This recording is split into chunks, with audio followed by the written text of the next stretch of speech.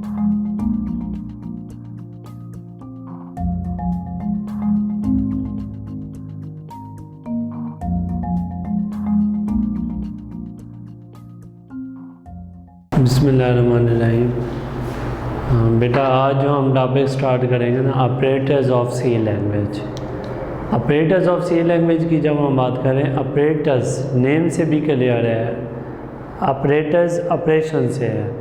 हम कहते हैं the symbols which contain the constant and variables and perform the mathematical, यानी हम कह सकते हैं it perform the arithmetic, logical, relational operations. ठीक है ना, नेम से क्लियर है। फर्स्ट ऑफ ऑल ऑपरेटर किसे कहते हैं? Operators are the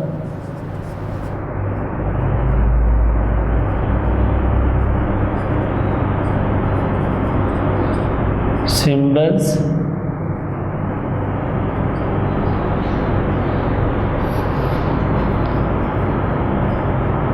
which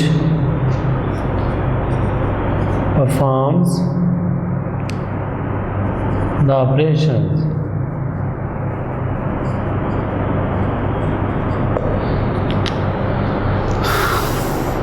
Operators are the symbols which perform the operations.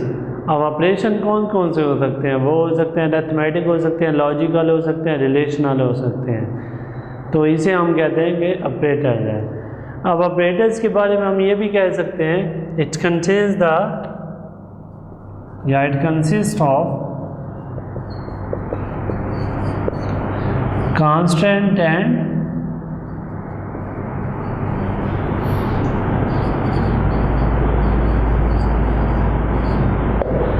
It consist of constant and variable. यहाँ पे बेटा हम देखेंगे कि हमारे पास, मैंने बताया कि ऑपरेटर्स क्या हैं। एक्चुअल में हम इसे कहते हैं the symbols which perform the calculations या ऑपरेशन, यानी ऑपरेटर ऑपरेशन से है, ऑपरेशंस परफॉर्म करेंगे। तो कौन कौन से ऑपरेशंस हो सकते हैं वो हम वन बाय वन डिस्कस करेंगे। लेकिन अभी ये देखें कि हम कहते हैं कि ऑपरेटर्स के अंदर कांस्टेंट भी होते हैं और वेरिएबल्स भी होते हैं। ठीक है ना, तो हम देखेंगे कि इसमें कांस्टेंट एंड वेरिएबल यूज़ करते हुए और हम कैलकुलेशन परफॉर्म करवाएंगे। अब हमारे पास क्या है, इनको मिला के हम जब कैलकुलेशन परफॉर्म करेंगे तो हम कहते हैं there are different types of operators available in C language. तो हम कहेंगे क्या बेटा, number 1 is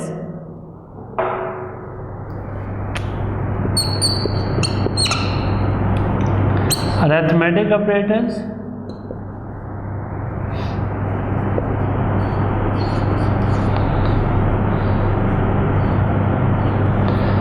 number 2 is relational operators,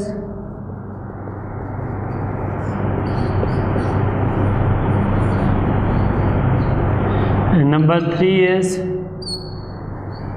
logical operators, and number 4 is assignment operator,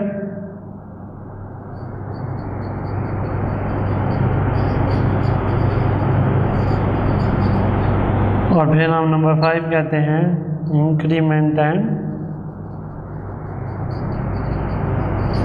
decrement operator.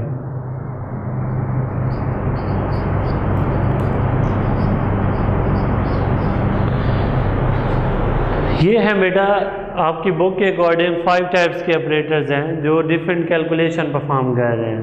ठीक है ना, तो हम इन्हें वन बाय वन स्टडी करेंगे। फर्स्ट ऑफ ऑल हम देखेंगे अरिथमेटिक ऑपरेटर्स कौन से होते हैं।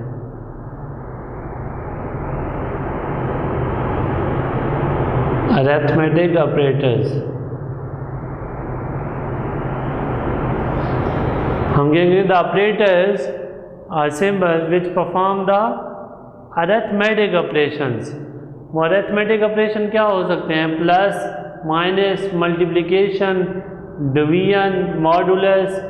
ये बेटा अरिथमेटिक ऑपरेशंस है। ये माइंड में रखिएगा कि कंप्यूटर में डिवीजन का साइन ये यूज़ करते हैं ये वाला, और मल्टीप्लिकेशन का ये स्टेरिक यूज़ कर रहे होते हैं, और ये मॉडुलस का साइन यूज़ करते हैं। अब दोनों में डिफरेंस क्या है डिवीजन और मॉडुलस के साइन में? बेटा डिवीजन का मतलब ये है, अगर लेट्स सी मैं कहता हूँ 4 डिवाइडेड बाय 2, इसका आंसर क्या आएगा? तो मैं 4 डिवाइडेड बाय 2 करता हूँ ना, 2 2s are 4। तो डिवीजन का मतलब ये है कि मुझे क्वोशंट चाहिए, ये वैल्यू आएगी, इसका जो रिज़ल्ट ये है। और अगर मैं कहता 4 mod 2, उसका रिज़ल्ट क्या होता है? इसका रिज़ल्ट तो 2 है, इसका रिज़ल्ट 0 होता है। ये जब मॉडुलस का साइन यूज़ करते हैं, इसे हम कहते हैं मॉड। मॉड किस पर्पज़ के लिए यूज़ करते हैं? हम रिमाइंडर पर्पज़ के लिए। और डिवीजन किस लिए हम यूज़ करते हैं? क्वोशंट फाइंड करने के लिए हम यूज़ कर रहे थे। तो ये अरिथमेटिक ऑपरेटर्स जो है ना, अरिथमेटिक ऑपरेशंस परफॉर्म, यानी हम कहेंगे the operators which perform arithmetic operations are called arithmetic operators. तो ये आपके पास अरिथमेटिक ऑपरेटर्स का कंसेप्ट आ गया। नेक्स्ट देखिए आपके पास क्या है,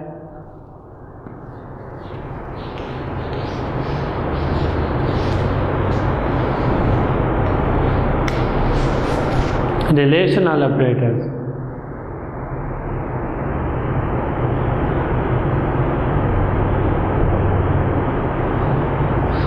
relational operator which are used to compare the two values. बेटा हम जब दो वैल्यूज़ को आपस में कंपेयर करते हैं ना, देन हम रिलेशनल ऑपरेटर यूज़ करते हैं। टू वेरिएबल, टू वैल्यू, जैसे मैं कहता हूँ ए जो है ग्रेटर देन है बी, ये रिलेशनल, ये जो ग्रेटर देन है ये रिलेशनल ऑपरेटर है। मैं कहता हूँ ए लेस देन है बी, ये रिलेशनल ऑपरेटर है। मैं कहता हूँ a less than or equal to b, math में तो आप यूज़ करते हैं less than or equal to, ये इस तरह वाला साइन, लेकिन सी में आप ये यूज़ नहीं कर सकते, आप less than and equal to. और इसी तरह आप कह सकते हैं A is greater than and equal to B. इसी तरह आप कहेंगे A is not equal to B, तो आप ये साइन यूज़ करते हो मैथ के अंदर, लेकिन कंप्यूटर साइंस में, प्रोग्रामिंग में ये साइन यूज़ नहीं करेंगे, बल्कि हम ये वाला साइन यूज़ करेंगे, नॉट इक्वल टू। या हम आगे पढ़ेंगे लॉजिकल ऑपरेटर में, ये जो साइन है ये नॉट को शो करता है, नॉट इक्वल टू बी, ये वाला साइन हम यूज़ करेंगे। तो बेटा ये आपके पास आ जाते हैं अरिथमेटिक रिलेशनल ऑपरेटर्स आ जाते हैं। तो यहाँ तक कोई क्वेश्चन आप लोगों का, ये हमारे पास रिलेशनल ऑपरेटर में हम कह सकते हैं कि, और ये माइंड में रखिएगा, एक आता है इक्वल ऑपरेटर। इक्वल ऑपरेटर हम मैथ में तो हम कहते हैं A is equal to B, ठीक है ना, लेकिन यहाँ पे जो होगा ये इक्वल डबल साइन यूज़ करेंगे। सी में जब भी किसी बात को इक्वल कहना हो, यानी मैं कहता हूँ a is equal to B, तो मैथ में तो आप कह देते हैं ना कि a is equal to b. C में आप ये नहीं लिखेंगे, आप लिखेंगे double sign of equal use करेंगे, a is equal to B. तो ये आपके पास आ जाते हैं बेटा रिलेशनल ऑपरेटर्स। नेक्स्ट हमारे पास है logical operator.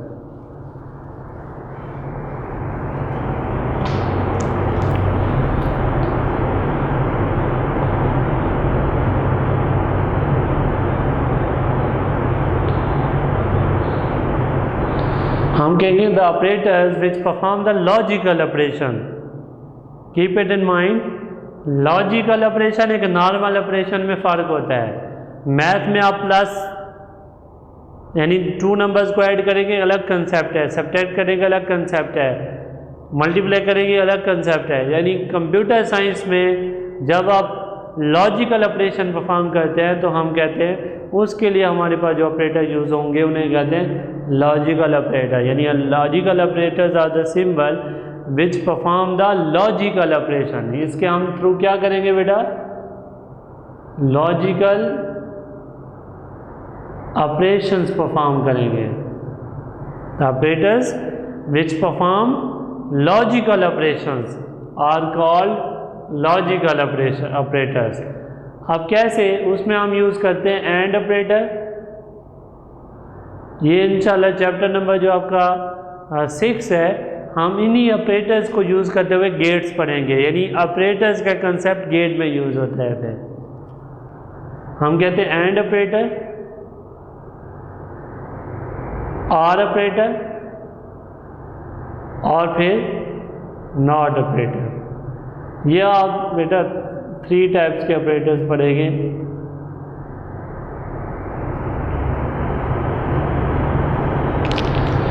First of all and operator, हम कहते हैं the operator which perform the logical multiplication. And जो ऑपरेटर है बेटा ये लॉजिकल मल्टीप्लिकेशन परफॉर्म करेगा। कैसे? इसका हम अगर ट्रुथ टेबल ड्रॉ करें,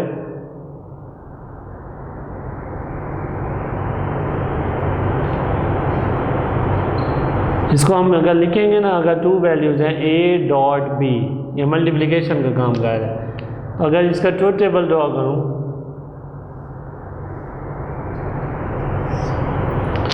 सपोज ये a है ये b है, दोनों का रिजल्ट यहाँ पे मिल रहा है a डॉट b। तो सपोज मैं कहता हूँ बुक के अकॉर्डिंग एक ट्रू है, यानी ट्रू को मैं रिप्रेजेंट कर रहा हूँ फॉल्स को 0 0 1 1 0 1 0 1। बेटा 0 का मतलब यहाँ पे फॉल्स है, 1 का मतलब ट्रू है। आप अपनी बुक में देखें तो यहाँ पे आ रहा होगा false false true true, false true false true. तो ये भी एक टेबल बनाने की एक ट्रिक है, तो आप इसे यूज़ कर सकते हैं टेबल के मतलब, क्योंकि देखिए हमारे पास देखना होता है कितने वेरिएबल्स मैं यूज़ कर रहा हूँ। 2 वेरिएबल्स यूज़ कर रहा हूँ, तो इसके कितने कम्बिनेशन बनेंगे बेटा? 2 power of n is equal to number of combination.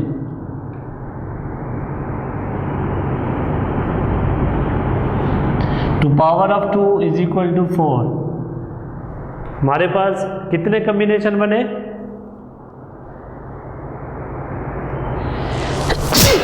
कितनी इनपुट्स हैं?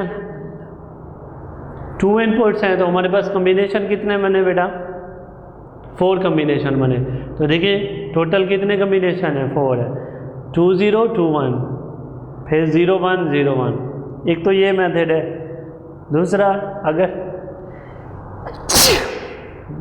अगर इसका टेक्निकल आंसर देखें बेटा आपके पास आएगा, अगर लेट्स सी अगर इनको मैं ड्रॉ करूं तो देखिए माइंड में रखिएगा, एक होता है 0,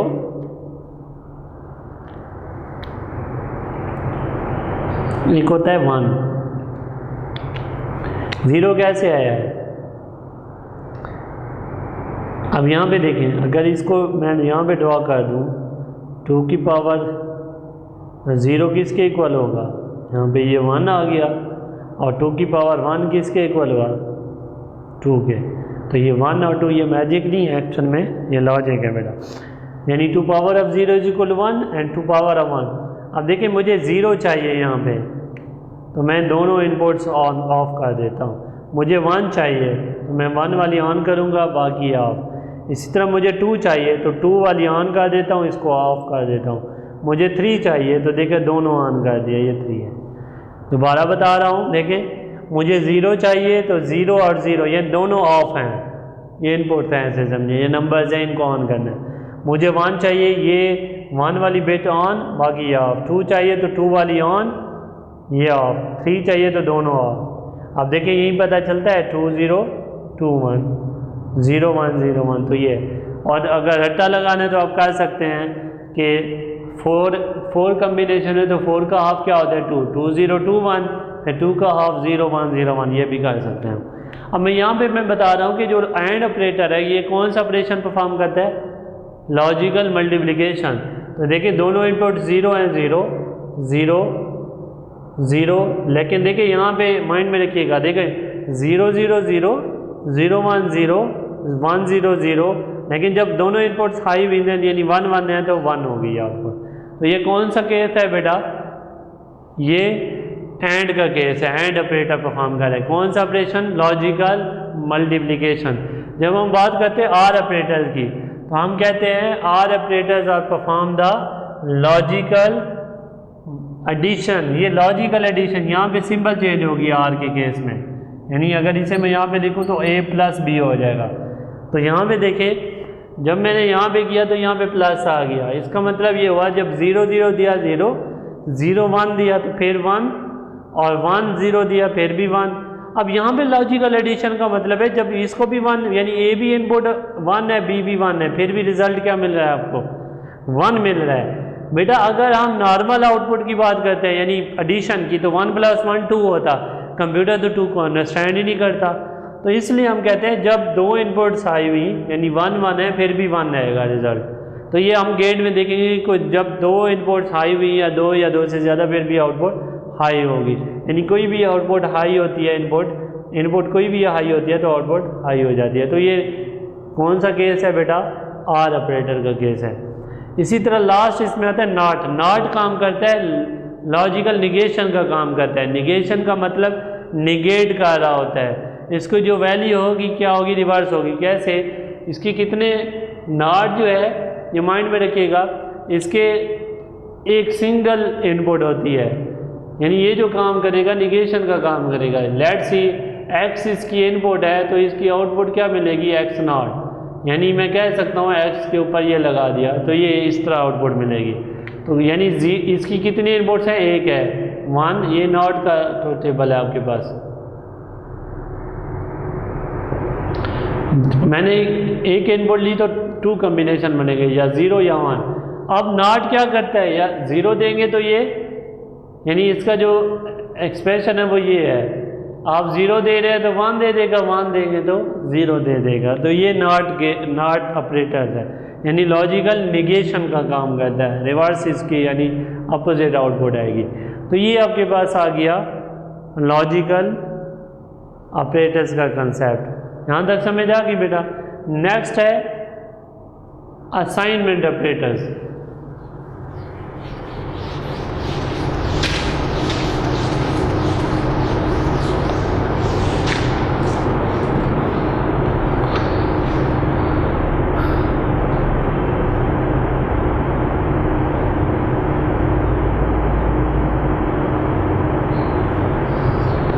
असाइनमेंट ऑपरेटर्स क्यों कहते हैं इसे?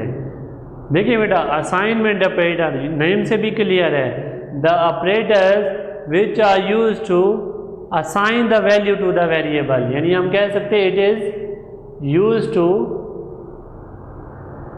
Assign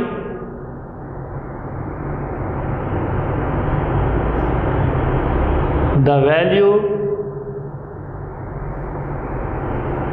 to the variable.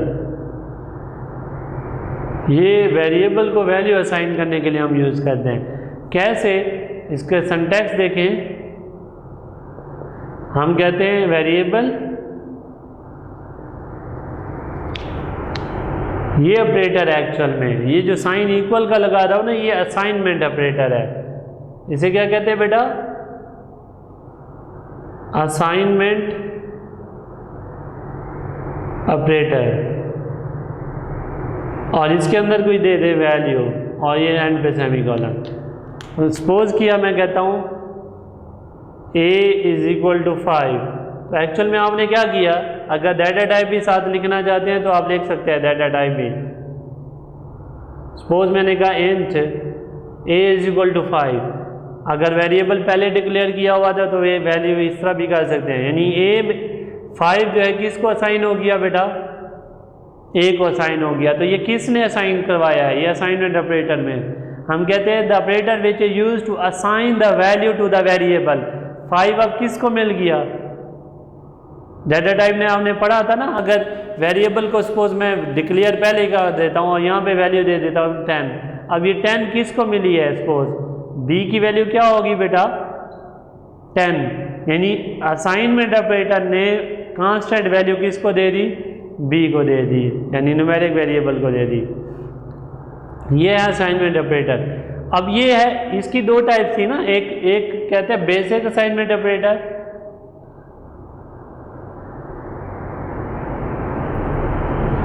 और एक था कंपाउंड। ये बेसिक था एक्चुअल में। और कंपाउंड में क्या है? अगर देखें कंपाउंड असाइनमेंट ऑपरेटर क्या है? कंपाउंड नेम से भी क्लियर है बेटा, इसमें 2 ऑपरेटर यूज हुए हैं। कैसे? इसका अगर इसका सिंटैक्स देखें तो आपको समझ आएगा। यानी यहाँ पे वेरिएबल,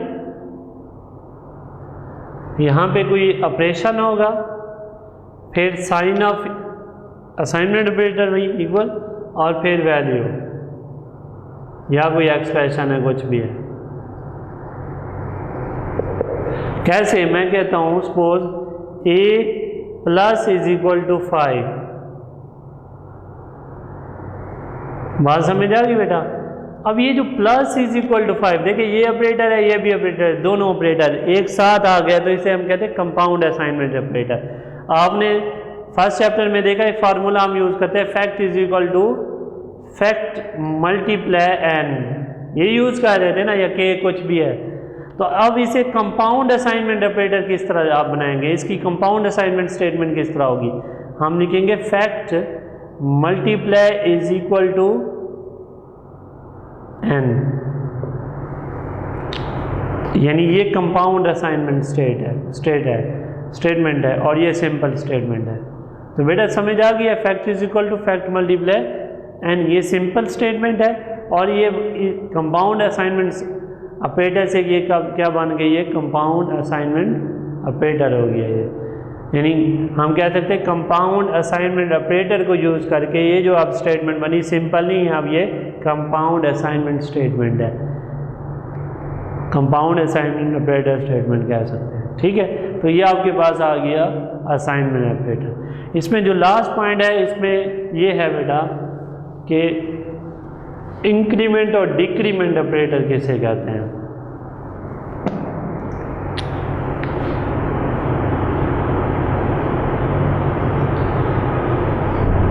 डिक्रीमेंट,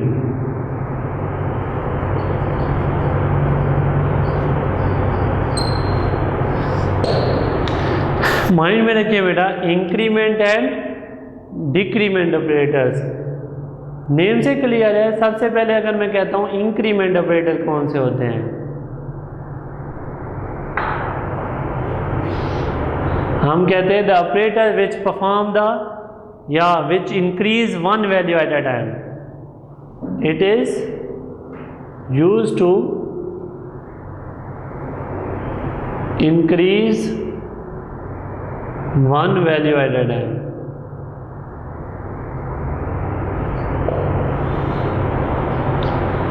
ठीक है, कैसे, इसकी भी टू टाइप्स हैं, एक होता है प्रीफिक्स बेटा, प्रीफिक्स इंक्रीमेंट ऑपरेटर, एक होता है पोस्ट फिक्स। प्रीफिक्स का क्या मतलब है, नेम से भी क्लियर है, प्रीफिक्स यानी हम इसे कहते हैं पहले ये मैं लिखता हूं प्लस प्लस आई, तो ये प्रीफिक्स है। पोस्ट फिक्स क्या होगा, आई प्लस प्लस। कैसे, इसकी एग्जांपल लेता हूं, अगर आई की वैल्यू है 4, अब आई की वैल्यू 4 है, अगर मैं यूज कर रहा हूं प्लस प्लस है, तो ये पहले इंक्रीज करता है देन इनपुट आउटपुट कर रहा होता है। यानी आई की वैल्यू क्या है, 4 है, पहले इंक्रीज करेगा तो आपकी जो गिवन नेक्स्ट आउटपुट होगी वो 5 होगी। यानी इस ऑपरेटर का पर्पस यही है, i is equal to i plus 1, ये कर रहा होता है, यानी इंक्रीज कर रहा होता है। और ये भी यही काम करता है, i is equal to i plus 1, increase कर रहा है एक वैल्यू। लेकिन बेटा माइंड में रखिएगा, ये जो प्रीफिक्स का मतलब ये है, प्रीफिक्स इंक्रीमेंट ऑपरेटर ये क्या करता है, एक्चुअल में अगर आप दे रहे हैं ना कि आई की वैल्यू 4 है, तो ये पहले इंक्रीमेंट करता है देन आउटपुट करता है। यानी पहले आपने 4 दी तो पहले आउटपुट 5 होगी, फिर 6 7 8। और अगर ये आप पोस्ट फिक्स यूज कर रहे हैं, आई की वैल्यू 4 है, तो पहले ये क्या करते हैं, आउटपुट करता है देन इंक्रीमेंट करता है। तो आई की वैल्यू 4 है, अगर मैं यूज कर रहा हूँ, यानी आई की वैल्यू 4, अगर मैं यूज कर रहा हूँ आई प्लस प्लस, तो ये भी इंक्रीज करेगा, लेकिन इसकी फर्स्ट वैल्यू 4 रहेगी, नेक्स्ट वैल्यू 5 होगी, 6 होगी, 7, इस तरह। तो ये आपके पास क्या है, ये देखिए आउटपुट में भी डिफरेंस नजर आ रहा है, पहले ये 5 है लेकिन ये 4 रहेगी। इसी तरह डिक्रीमेंट की जब हम बात करते हैं, तो डिक्रीमेंट नेम से क्लियर है, it is use to decrease value at a time, यानी decrease one value at a time. कैसे, इसमें भी प्रीफिक्स और पोस्ट फिक्स का कंसेप्ट है, minus minus plus, sorry minus minus i या आई माइनस माइनस, दोनों का काम यही है कि आप ये डिक्रीज करेंगे वन वैल्यू, आई माइनस 1 हो जाएगा, और ये भी आई माइनस 1। आप देखिए अगर आई की वैल्यू है 4, अब आप यूज कर रहे हैं प्रीफिक्स, तो पहले ये क्या करेगी, डिक्रीज करेगी देन आउटपुट करेगी। तो आई की वैल्यू 4 है, डिक्रीज होगी, क्या हो जाएगी बेटा 3 2 and 1। और अगर ये केस यूज कर रहा हूं मैं, आई की वैल्यू 4 है और डिक्रीमेंट ऑपरेटर यूज कर रहा हूं पोस्ट फिक्स, तो ये पहले क्या करेगी, आउटपुट करेगी देन डिक्रीज। तो पहली वैल्यू 4 हुई, फिर 3 हुई, फिर आपके पास 2 हुई। तो ये माइंड में रखिए, जो प्रीफिक्स है पहले डिक्रीमेंट करेगा या इंक्रीमेंट करेगा देन आउटपुट करेगा, लेकिन जो पोस्टफिक्स है पहले आउटपुट नहीं करेगा, पहले क्या करेगा, आउटपुट करेगा देन इंक्रीमेंट या डिक्रीमेंट करेगा। एग्जांपल भी क्लियर है डिक्रीमेंट के केस में, पहले क्या कर रहा है, प्रीफिक्स में पहली वैल्यू डिक्रीज हो रही है देन आउटपुट, यानी पहली वैल्यू डिक्रीज हुई देन आउटपुट, 4 है तो 3 हो जाएगी। लेकिन दूसरे केस में देखिए 4 है, 4 रहेगी देन डिक्रीमेंट होगी नेक्स्ट स्टेप पे, यानी 3 2 आ रही है। जब आप एक्सरसाइज का मतलब एग्जांपल्स करेंगे ना इससे रेलिवेंट ऑपरेटर्स को यूज़ करते हुए, फिर आपको ये जब प्रॉपर यूज़ होगा तो इन ऑपरेटर्स की और ज़्यादा क्लियर हो जाएगी। लेकिन अभी तक आपके कंसेप्ट के लिए ये इतना काफ़ी है, यानी एग्जांपल हम जब प्रोग्रामिंग के अंदर यूज़ करेंगे तो आपको ये क्लियर होती जाएंगी चीज़ें। तो ये आपके पास इंक्रीमेंट और डिक्रीमेंट ऑपरेटर्स थे, लेकिन अब इसे मैं समराइज़ करने लगा हूँ। ये आपने देखे ऑपरेटर्स, अब देखिए जितने भी आपने ऑपरेटर्स देखे, अब अगर मैं स्टार्ट में बताता आप थोड़े कंफ्यूज होते कि भाई ये ऑपरेटर्स की टाइप्स क्या हैं, ये ऑपरेटर्स की एग्जांपल्स हैं। एक्चुअल में हम ऑपरेटर्स को डिवाइड कर देते हैं 3 टाइप्स में। एक को कहते हैं हम यूनरी ऑपरेटर, आई भी बाज बुक में UNIARY लिखा हुआ है, बाज में UNARY ऑपरेटर्स।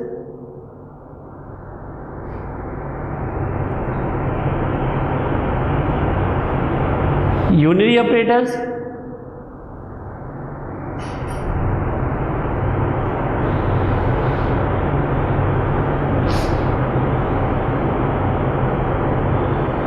ये नहीं समझे,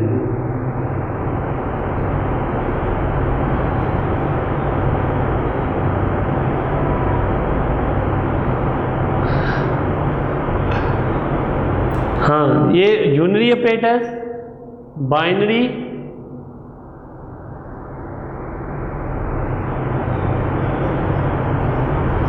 और फिर टर्नरी ऑपरेटर।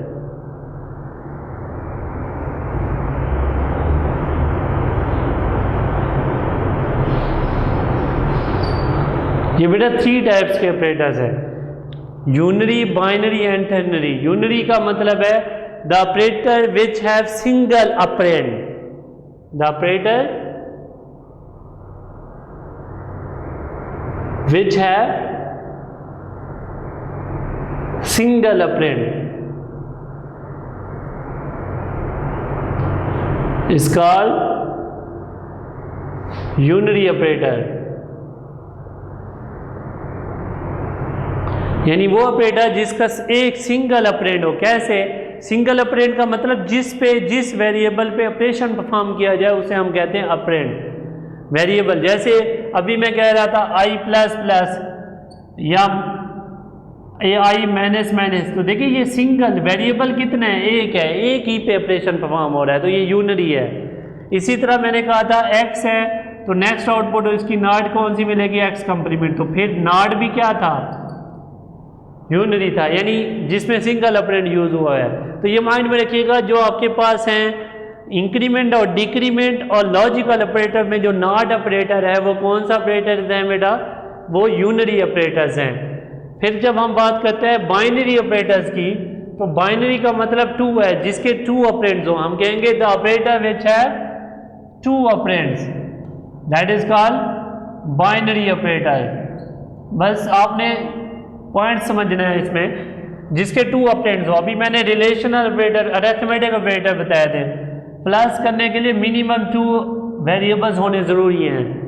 जितने भी अरिथमेटिक ऑपरेटर्स हैं ये आपके पास क्या है, बाइनरी ऑपरेटर है। रिलेशनल ऑपरेटर कंपेयर करने के लिए 2 वैल्यू होना ज़रूरी है, तो ये भी बाइनरी ऑपरेटर्स हैं। इसके बाद आता है लॉजिकल ऑपरेटर्स। लॉजिकल में एंड और नॉट, एंड और आर, ये दोनों क्या हैं, बाइनरी ऑपरेटर है। लेकिन ये माइंड में रखिएगा जो लास्ट नॉट ऑपरेटर था वो क्या है, वो आपके पास यूनरी ऑपरेटर है। असाइनमेंट ऑपरेटर आपके पास आ जाते हैं, ठीक है ना, वो भी असाइनमेंट ऑपरेटर भी किस लिए यूज होता है, 2 वैल्यू, मतलब इसमें भी हम वैल्यूज यूज कर रहे हैं, तो ये आपके पास क्या आ जाते हैं, बाइनरी ऑपरेटर्स आ जाएंगे। लेकिन जब बात करते हैं इंक्रीमेंट डिक्रीमेंट की, तो वो आपके पास क्या है बेटा, वो साइन यूनरी ऑपरेटर्स हैं। तो ये जितने भी ऑपरेटर्स हैं ये वाले, ये आपके पास क्या है, इस मैंने ये बताया, इसमें लॉजिकल में नॉट जो है ये आपके पास क्या है, ये यूनरी है, लेकिन बाकी सारे बाइनरी हैं। लास्ट आता है टर्नरी ऑपरेटर, द ऑपरेटर विच है 3 ऑपरेंड्स, जिसके 3 ऑपरेंड्स हैं। आप कहेंगे 3 ऑपरेंड्स कैसे? सबसे पहले यहां पे लिखना होता है कंडीशन और फिर यहां पे क्वेश्चन मार्क, और इसका सिंटैक्स बता रहा हूं ये, यानी the operator which have 3 operands are called ternary operators. अब यहां पे देखिए यहां पे एक्सप्रेशन 1 आ जाएगा और ये कॉलन एक्सप्रेशन 2 और ये सेमी कॉलन एंड पे। कैसे? मैं कहता हूं ए अगर बी से, यानी if A is greater than B, ये जो साइन है ना, ये वाला साइन एक्चुअल में ये एक टर्नरी ऑपरेटर को यूज करने के लिए हम यूज करते हैं बेटा। ये अक्सर बोर्ड में भी क्वेश्चन आता है कि which of the following is a ternary operator. बाकी सिंबल होंगे प्लस माइनस, जहाँ पे क्वेश्चन मार्क आ जाए तो that is called ternary operator. Expression 1 क्या है? सपोज अगर ए बी से ग्रेटर देन है तो ए प्लस बी कर दे, अदरवाइज क्या कर दे? ए माइनस बी कर दे। आगे हम पढ़ेंगे ना जब मोस्टली कंडीशन बेस्ड, तो हम कहेंगे if A is greater than B then हम क्या कर दें? ए प्लस बी, या सिलेक्शन स्ट्रक्चर में हम यूज़ करेंगे। एल्स क्या कर दें? A minus B. तो ये उस स्टेटमेंट को इस तरह अपोजिट लिखने के लिए यूज़ करते हैं। लेकिन यहाँ पे समझे कि टर्नरी ऑपरेटर में मिनिमम कितने ऑपरेंड्स यूज हुए हुए हैं?